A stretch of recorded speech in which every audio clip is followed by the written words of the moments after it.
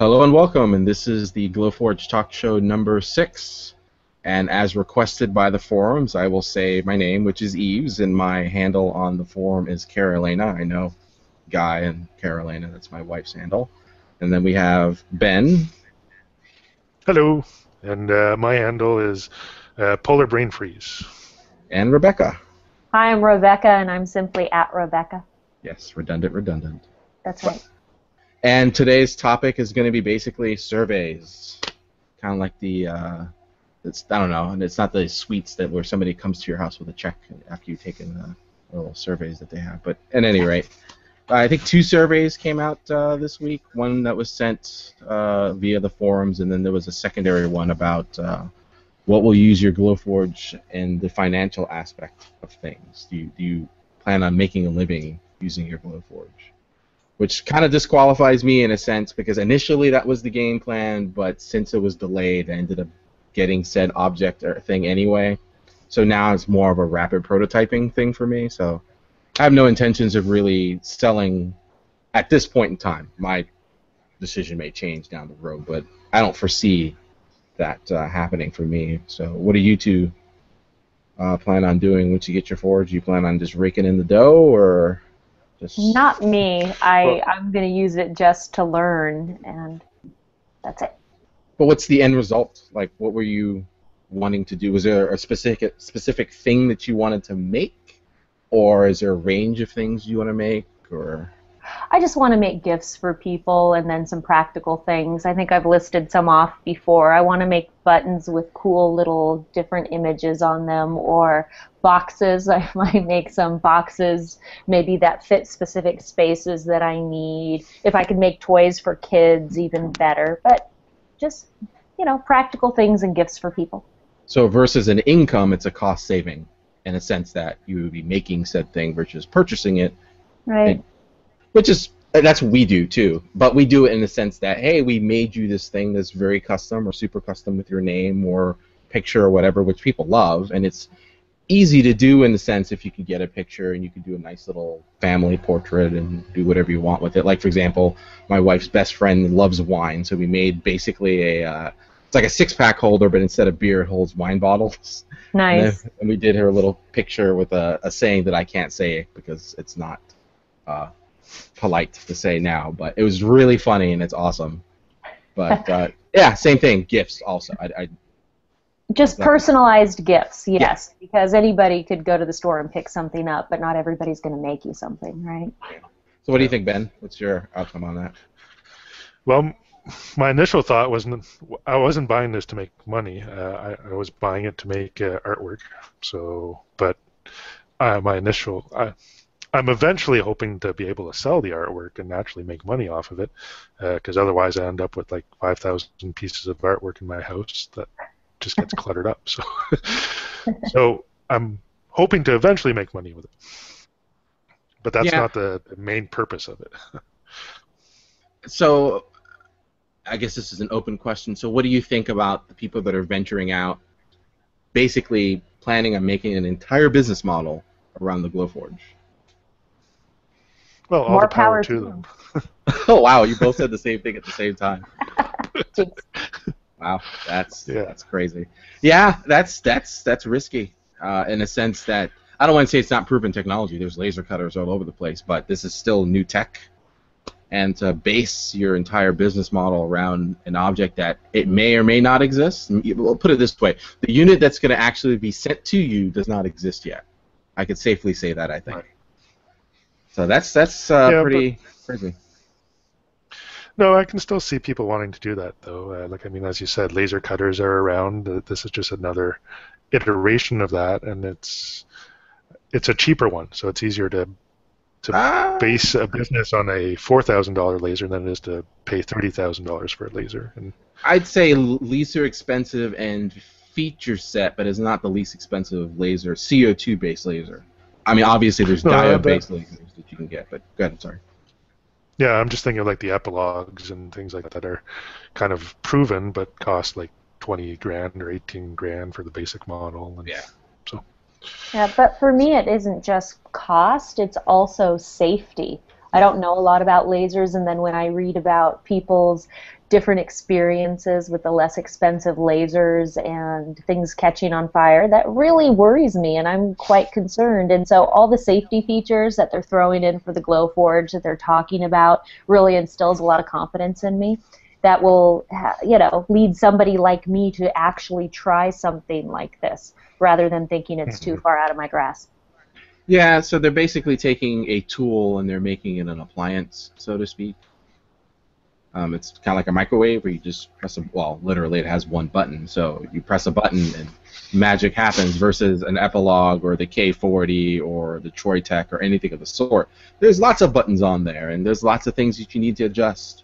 Like you could do power intensity and feed rate or whatever you want. Obviously you could do that from the software, but it's intimidating in the sense that you can't just walk up to it and go, yeah, pew pew now, So, and that's another interesting thing too, like turnkey-ness to actually use. Okay, so like I am a business owner and I would like to place this in a business. So obviously this will be a pro with a filter, and I want to take this into the mall. Although I have seen laser cutters in the mall, and they're the smaller Troitechs.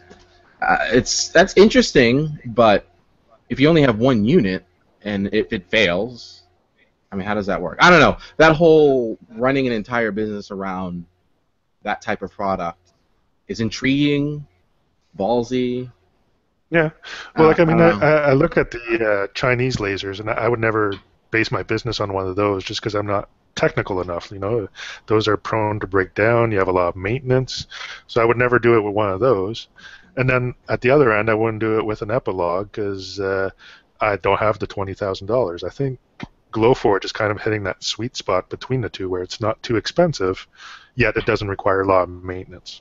So I think that's why a lot of people are going like with the Glowforge and starting a business with that. Yeah. Well, I'm probably the wrong demographic, but there was specific feature sets that attracted me to the Glowforge, aside from the fact that it throws lasers. Everybody likes things that throw lasers, but nonetheless, I mean, like the optical stuff and the tracing thing, which is so cool. I guess you could use that as a business model. Like you have a set 6x6 and you give it to a customer, or their customer gives it to their child, and they doodle something. You stick it on the bed, and oh look, it's permanently engraved. Yeah, $25, please. So I don't know. It's like I said, it's a fascinating avenue that me personally I would not have considered, but it's fascinating that people are going all in on something like that. I mean, I agree. Power to it. Power to it. I mean, I don't want to make. I'm not the one who wants to make like the $10 or $20 per item thing. I want to make the big things that I can sell for several $1,000s. Yes, that's and my passion. Sir. That's what I want to do. I love your turtle with the city on the back. That's beautiful. Oh, thank you. Yeah, that's a pretty cool project. Yeah. Well, I'm working on some new ones, so hopefully I'll have something to show soon. Oh, cool. Yeah, keep us up to date. Yeah. So I kind of do the crafting circuit a little bit. So in my particular area, so they have this big craft show. There's an indoor and outdoor. It's the type that you have to submit something, and there's an application process. If you like it, if they like it rather, you go in, you could sell your thing. So I typically, there's a particular furniture thing that we do. It's a fairly large item. It's a couple $100s. We do 5 or 6. We take them, we sell them. No big deal. But those items are kind of handmade. They're CNC. They're customizable. There's always something niche about them. It's either beer or wine related or the area in question where we are. But yeah, you made a good point. I mean, unless you're doing custom, like, I don't know, whatever type engraving that you would cost $100 or $200 or more. But I'm assuming these people are aiming by a tile size thing that they want to sell for $5 or $6 or $10 to $15 a piece, which that's going to work up, the usage big time, because for you to really capitalize on any type of income, you got to sell a lot of them, which means that your machine will probably be working 5 to 6 hours a day, which that's kind of prematurely. Well, we don't know what the lifespans are and all that good stuff yet, but I don't know. Huh. There's another model for making money that we haven't discussed yet either, and that's actually just selling designs on the Glowforge store. And I have no clue how lucrative or not lucrative that would be. You know? True. We Because there don't is a know. user base of like what 10,000 people. Yeah, and we could safely say 10% or 15% are true graphic designers or industrial designers, right? So, Yeah, so there's probably a relatively good market for people who yeah, want to buy designs, depending on what you're designing. So. yeah, and that's something we absolutely know nothing about. Yeah, like I mean, and also, like, are we selling it for $1 per design, or are we selling it for $20 per design, or download? I guess. So I'm assuming it's at their discretion, but then again, we don't know if they're going to do a percentage thing, right? They could be doing something like how Apple does, what is it, 30%, and then you get the remaining 70. We don't know. There's not enough information out there yeah, like I for us mean, to I make look that at sort the of decision. silhouette store, and they have some designers there. I don't know how well they do. Are they making money off of their designs or not? I don't know.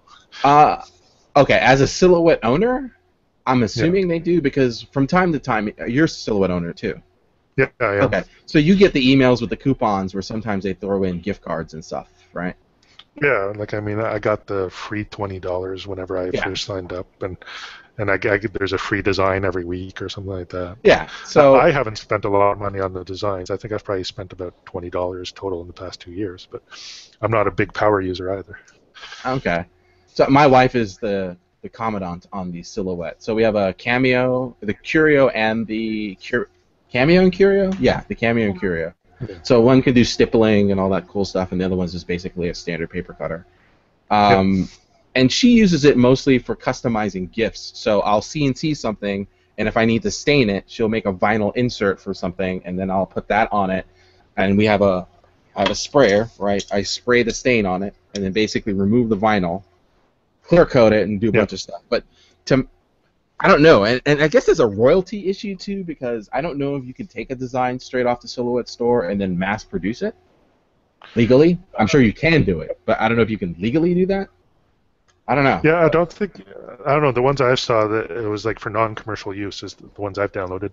I mean, I only downloaded stuff for my daughter to make, so Yeah. it was all in-house use. But I assume if you want to make commercial stuff, you have to kind of negotiate a bigger license. So, Yeah. Yeah. Um, I don't know. which is also something I'd like to discuss, or I'd like to know more how the Glowforge store is going to handle this. Like, I mean, if someone wants to download one of my designs and make thousands of them and sell them, do I get a kickback or do I get something? Or I don't know. Well, there'll be a percentage, and that's where we enter the world of DRM, digital rights management, because Yeah, although, and I've asked this in the very beginning, if something was uploaded via Illustrator or whatever CAD program or whatever, and you sent it to the cloud, apparently it only saves the motion planning, not said vector or original of the file. So you can't really make edits, okay, but you still have enough information to duplicate whatever it is. So, you right, know, they can, in theory, DRM the file in a way that, okay, well, you're licensed for 15 cuts, because it's not something you're downloading, it's something in the cloud, and it could just right. disappear after the fifth cut. I don't know, total Yeah, speculation, but yeah. I'm very intrigued by how they're going to do this. So yes, inquiring minds would like to know. yeah, but that's a whole other model for making money. Yeah, that's true. That's true. I mean, for me, it'd be 2.5D stuff like widgets to fit things into other things or holders. I have tons of that stuff right now. Yeah, I mean, that'd be pretty easy to just take my Fusion stuff and then upload it to the Glowforge cloud. And yeah, even if it's like, and here's another question: how low can you go? Can you literally charge 25 cents? I know there's a credit card issue where there is a value that the credit card company will just absolutely refuse. You can't charge a penny to your credit card. So whatever the minimum is, which we don't know what that is, I would probably charge for something yeah. like that because I don't really care. It's like here, I mean, a little kickback for the effort I spent to do it, but it's not a big deal. Well, you're like the author of The Martian. Do you know that story? Yeah, He put his book on Amazon and he wanted to give it away, but Amazon had a minimum charge of like 99 cents or something. yeah, yeah. That's Then fun. he made like millions or lots of money. I don't know about millions, but lots. Yeah. So what do you think, Rebecca? You've been sitting there quiet. Well, I will probably be a purchaser of designs. I'm not going to probably create any designs. I have ideas of things that I'd like to see. Uh, for instance, I know a lot of people buy, I don't know, IKEA shelves, particularly, I forget the name, that has the perfect squares that records fit into. And Expedite. I thought it might be pretty cool if somebody could, just have a box I could cut out on a Glowforge, but then I could choose a design to put on the front of it, and maybe the design starts at the bottom, and as the boxes go up, the design changes, or it all fits together like a puzzle. So now I get my own design in my IKEA shelving system. Well, first off, we need to have a conversation later. I will take a picture because I have 2 expedites hanging off the wall. Although I know you're not supposed to hang them off the wall. I have 2 of mine hanging off the wall because it looks cool. I'll take a picture of my office, and I have 2 of them side by side with a 3D printer in one and a bunch of filament in the other. And I have custom game-related inserts for mine. Uh-huh. So if you need something like that, just hit me up, I guess. But yeah, that'd be kind of cool. But you could do can you do asteroids, or does it have to be like not exactly asteroids, or can you use Tetris but not exactly Tetris? So that's where the royalty thing gets into play. But right, or a flower, or maybe it's for a child's room and it's an animal and there's a certain type of feet and then a body and then a neck and a head, and as they move the boxes around they could make funny different animals or something. I don't know. I just thought it would be fun to play with big blocks. Minecraft inserts, like scaled Minecraft boxes. That'd be really cool. So aside from furniture inserts, this is your perfect opportunity. You could seed an idea, and maybe it would be one of those things that'll be available. Yeah, well, that's all I have right now. But I might think of others and take opportunity to talk about them. Maybe, kind of, sort of. But it's more questions than answers, I guess, is what we've decided, huh? Right. So, hopefully they'll do a whole, I don't want to say expose, but a dedicated ordeal about how that's going to work exactly. Like, can you offer something for free? Or can you offer something for a minimal charge? Like, I don't want to make a ton of money on it, but I did spend time on it, and I'd like a tiny kickback. What's the minimum for that? Or do people want to sell like $5,000 like art pieces that span across, 100 pieces of stock, and you have to assemble like a Lego? I don't know how high and how low. Well, maybe not like anybody really wants to do this, but there could be some sort of credit system, like when you go to what is it called? It's a photograph site, and you buy credits, and then you go through and with credits that you've purchased, then you get things. So maybe I buy 10 credits, and then it could be worth anything, and then Shutterfly? No, something stock. iStock photo or something. I used to be a wedding photographer. I should know what this is. Yes, you should. It's something stock. I could see the logo, but yes. Right. That's even dangerous too, because when you take a photo, for example, I had a awesome in Key Largo. We were on this expensive yacht that we borrowed for like 20-30 minutes to take this one picture, and I got the release for it, and I used it, and they wanted a lot of information about said picture, and they wanted ID from the person in the picture so they can contact directly. Although this is different from the Glowforge, but I don't know. I'd like to know, how are they going to protect from somebody plagiarizing somebody else, like me taking some random Google image and then doing something mildly interesting to it, but yet charging $5 for? Or, and this is going to be horrible, you buy something that has the DRM, you cut it once, leave it on the Glowforge, use the Glowforge to scan it, and now you have a duplicate of it. How are they going to protect against stuff like that, right? I don't know. Like I said, inquiring minds would like to know. But like I said, where I was getting to is I hope they do a full sit-down of how that's going to work. Like, okay, you're an artist, you've designed this thing, this is how you import it, and these are the options you have. You can open source it, and these are the tiers, or you can do an expiration, or I don't know. And the thing is, it's like, I consider myself more engineer than designer, so I don't know the proper questions to ask for something like that. Maybe Ben would know, like, what type of I'm kind of the same. protection would, You know.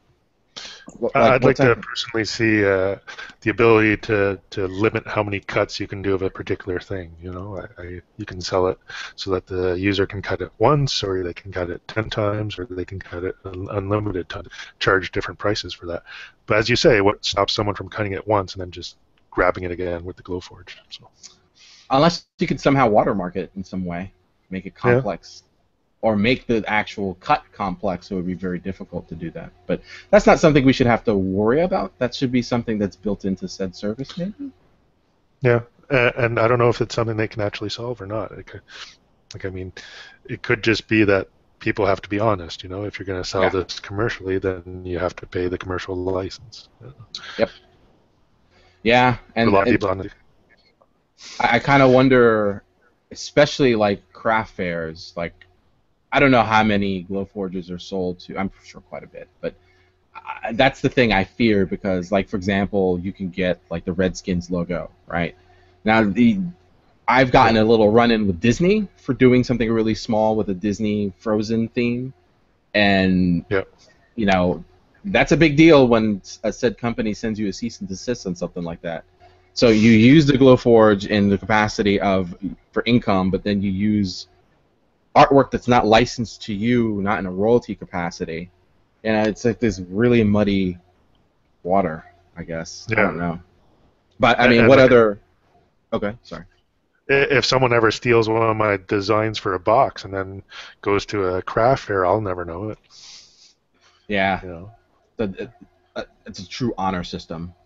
Yeah, I have full. Or you could do the one cut scenario where you yeah. do one single cut, but then, like I said, how do you protect against Just taking a copying it? camera. Yep.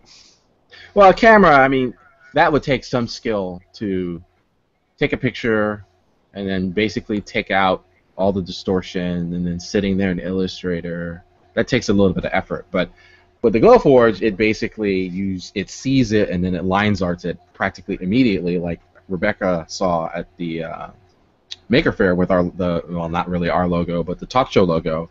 It was literally Yeah, on a piece of paper, threw it in the bed, and magic happened, right? So yeah. So it makes that process a lot easier. yeah, it says don't steal. It's bad. It's bad.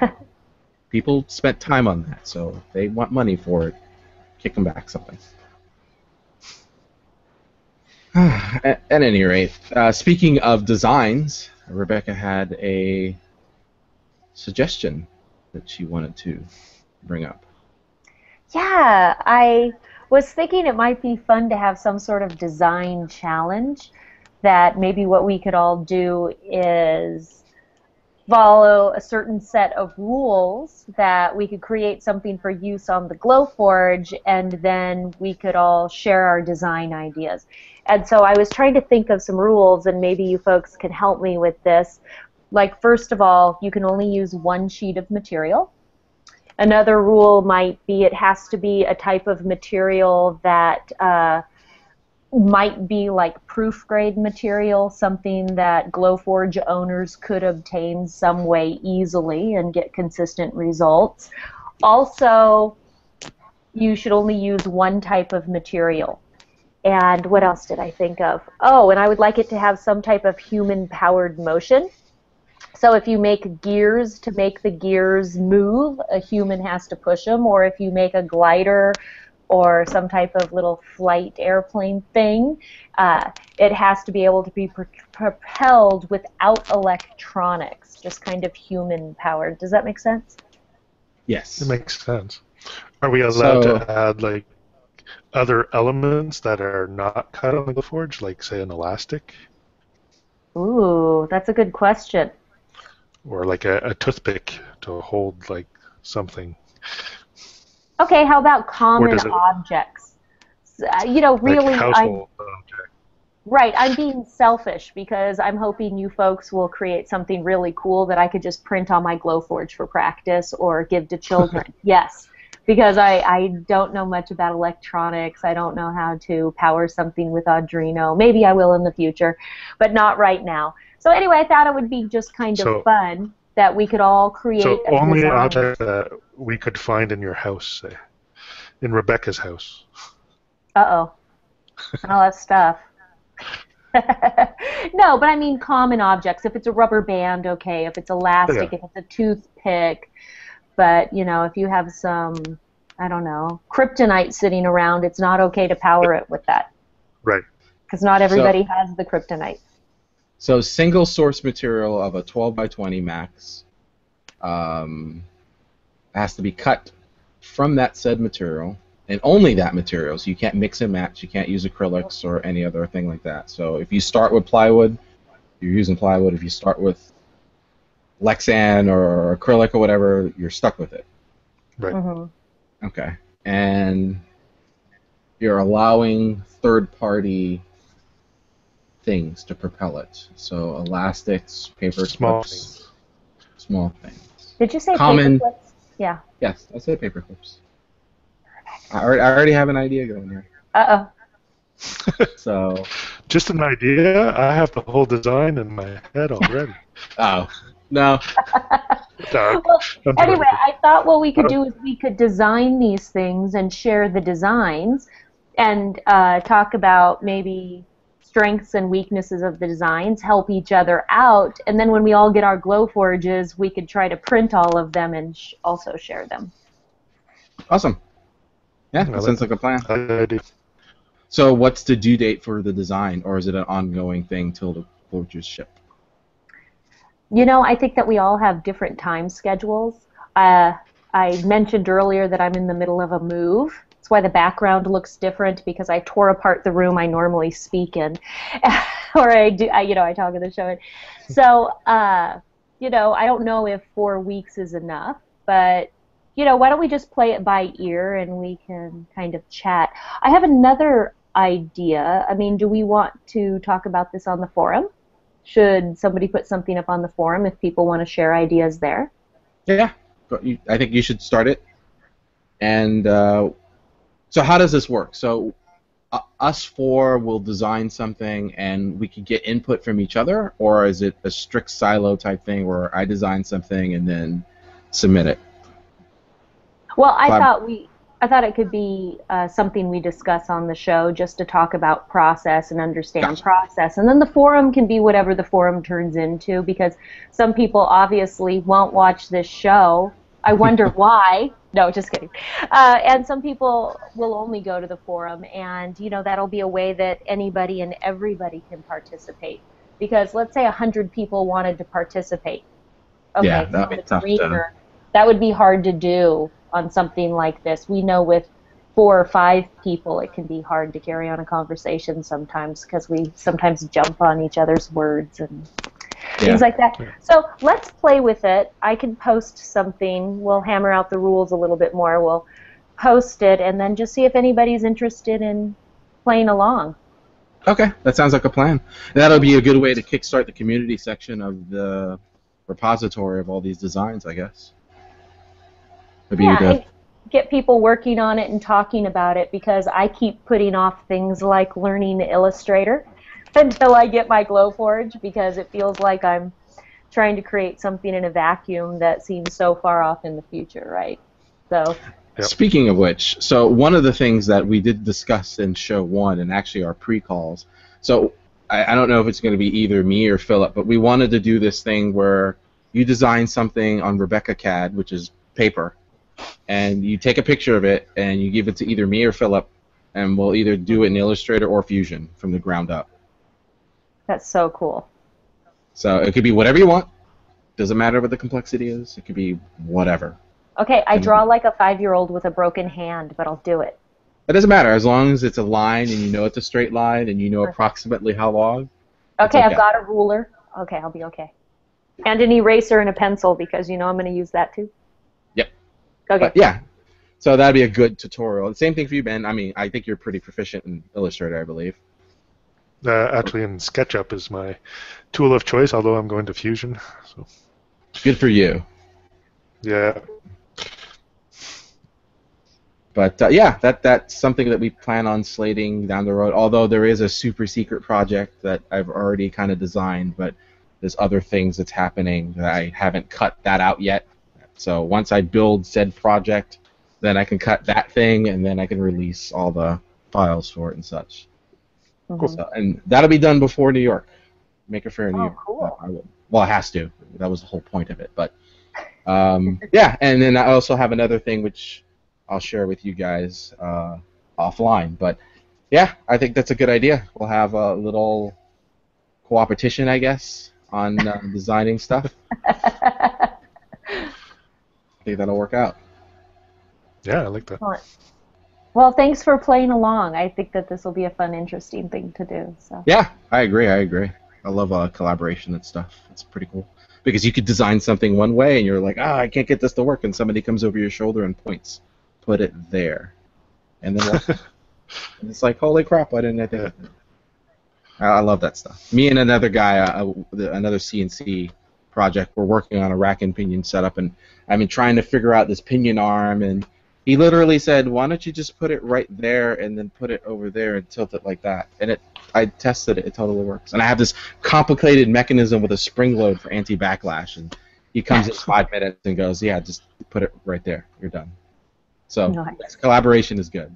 I love it. I agree. All right. So any other closing thoughts? I have just a small shameless plug. I'm going to put up a couple new videos on my YouTube channel the next week or so. I'm doing a tutorial on how to do one of those iris boxes, you know, the ones that, those irises that open up when you Those turn are something. so cool. And the other tutorial is just those U-Gears model. I bought some of those U-Gears model, and I did a kind of a time lapse of when I assembled the train one. So I'm almost done editing that one, and it should be up this week. So I'll put a link up in the forums once I have them up. Every time I see those iris mechanisms, all I can think of is SG-1. Closed iris! Closed iris! I so want to make that, but the problem is the actual Stargate has too many leaves. That's obviously a CG effect. I don't know if you could actually, and the way it spirals in the middle like that, I would love to get one to scale, fully functional like that. That'd be cool. No, mine isn't that complex. Mine's much more simple. But maybe it has. But it still looks cool. Oh yeah, I'm sure it does. Maybe you just have to make one that's large enough for you to move from one room to the next. Yeah, that'll be a little harder to cut on the Glowforge. Oh, you could. You just have to cut them really small sections and then figure out like a pin and dowel or tabs or something, and you can just glue. Well, that's true. Some of the artwork I've made is 4 by 8 feet. So. Yeah. And if you have the pass-through, the Pro with the pass-through. That's true. But I will say this. Somebody will do something to scale with something like a basic that'll be mind-blowing. Like, for example, Volvo did a full-blown Volvo with just Legos. Somebody will do something to scale with a Glowforge basic. Yeah. And then we'll all look in awe because you know they're confined to a 12 by 20 area. And this thing is like about the size of a car or a plane or anything. Yeah. But yeah. But I look forward to it, man. So, it should be pretty awesome. All right. Yeah, thank you for posting. I'm assuming you're going to do links in the forum? Yep. Other than that, I don't have any other closing thoughts. Okay. Rebecca, anything for you? No, I'm fine. Thanks. All right. Well, this was a easy peasy. I don't want to say easy peasy, but it was a short one. Oh, by the way, Mr. Phillip was on a special assignment. I was supposed to say that at the very beginning, but I spaced on that, so my bad on me. But he'll be back next time. Yes, he'll obviously be back next time. But yeah, so that was good. Thank you very much, and for all those that are watching, have a good morning, evening, and night. Adios. Bye. Bye, guys.